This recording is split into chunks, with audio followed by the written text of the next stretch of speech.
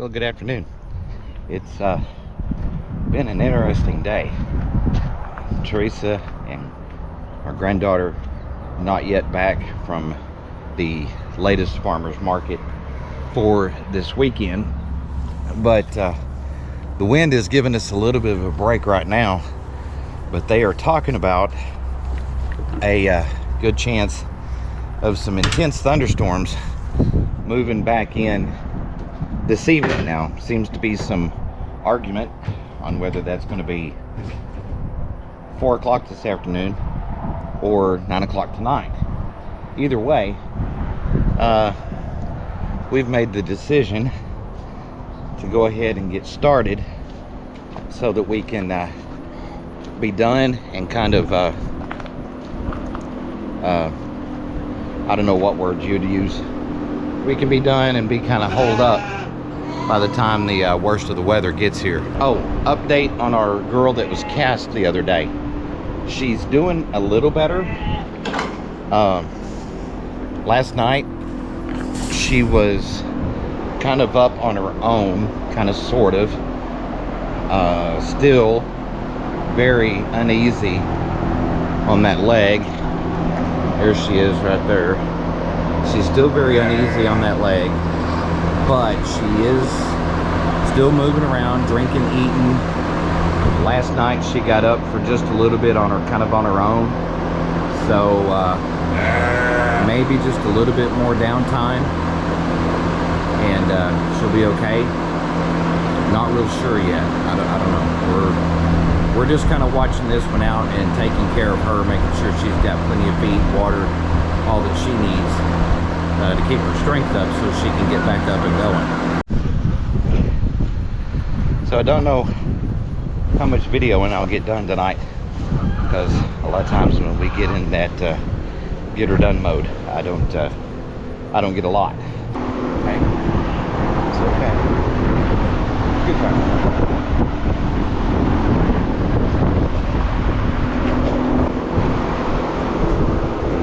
Broke, or yeah, it is right there. Yeah. Okay.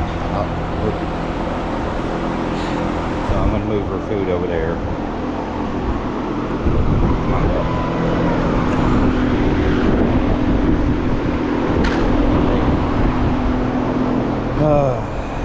But unfortunately, it does look like that leg's broken. And it's so far up the hock that splinting it's going to be near impossible. Definitely pretty sure it broke. I'll have to contact a couple of my vet friends and see what their suggestion is, but at least she can get up and move. She can get the water, she can get the food, move around, she can get up and stand. So that'll decrease the possibility of pneumonia. We'll just have to give her some time.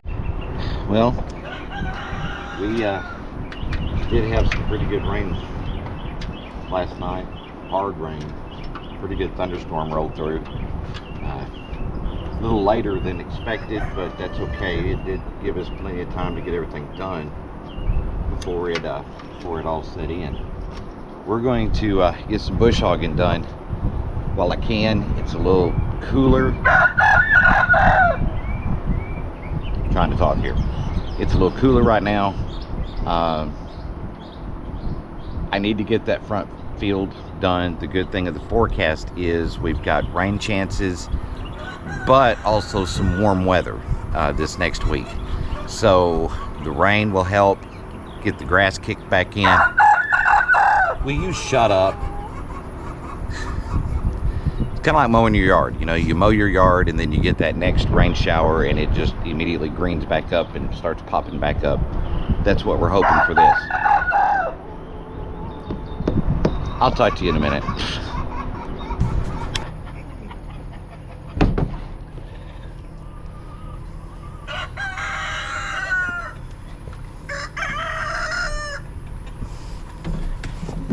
Always have to start with top off fuel.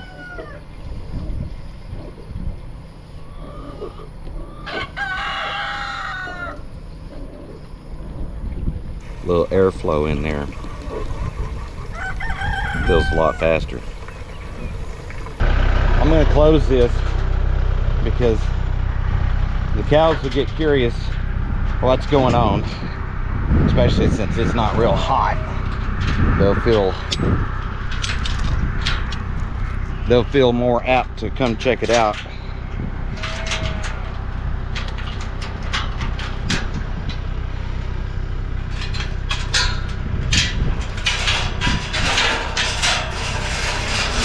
If it were very hot and humid, they would just be kind of going, okay, whatever.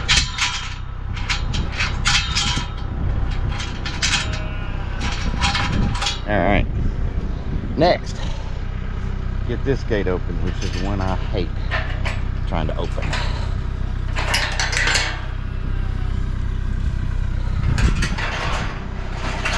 Because you have to, I hate opening this gate, because you have to lift, pull, and slide kind of all at once. Right. Well, this tractor isn't that old, but the bush hog is. It's probably 50 years old. I've sharpened blades about all I can. I've tried to balance them all I can, and it still sounds like you're blowing the thing apart every time you turn them on. So, being as thick as this is, we're probably gonna have to go lower gear, a little slower. So last time I did I did 4 low, which is real close equivalent to high 1. A little bit slower, not much. This time I think I'm gonna go low 3 and see how it looks. Had to disengage 4-wheel drive, not really necessary here. Anyway, all right, let's see.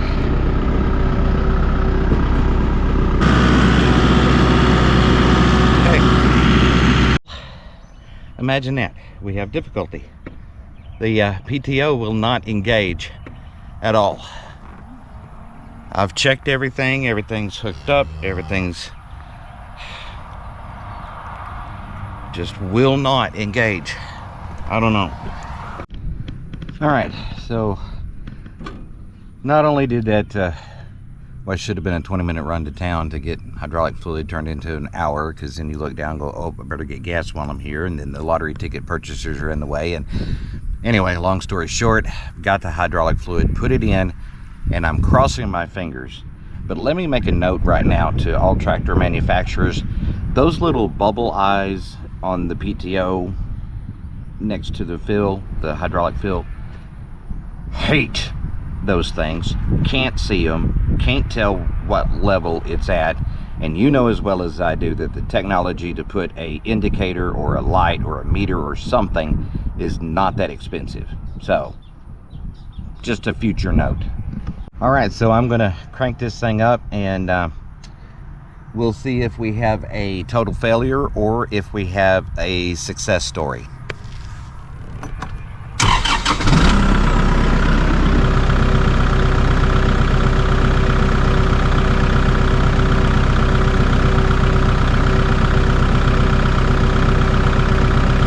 All right, well, I do believe I found the problem.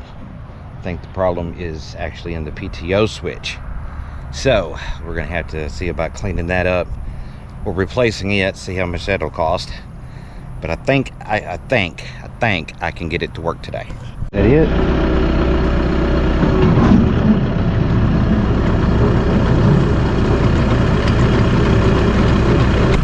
We might be back in business. I don't know.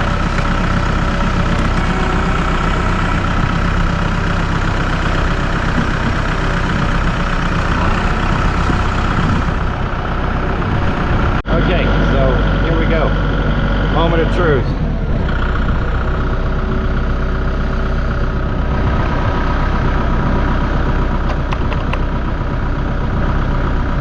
No.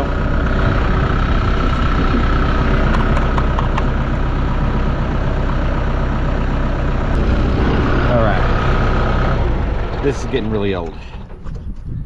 It worked fine out there. Now what?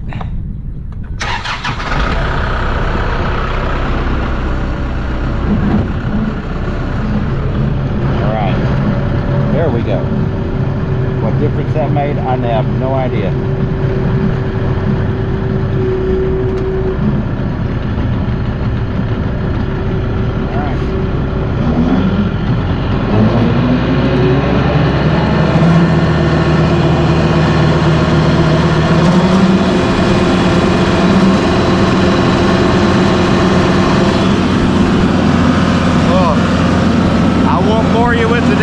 On this one, we're just gonna go get it done.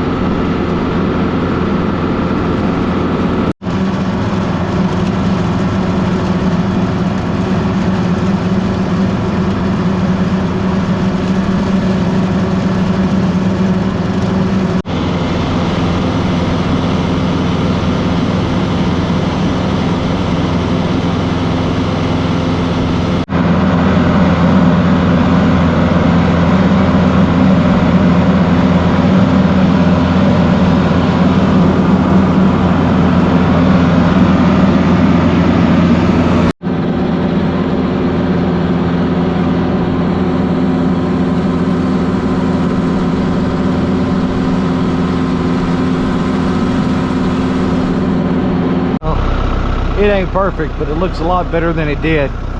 That flat down there was mainly what I wanted to get today, because that's the most time-consuming part. So I've got all this up here, down through the flat.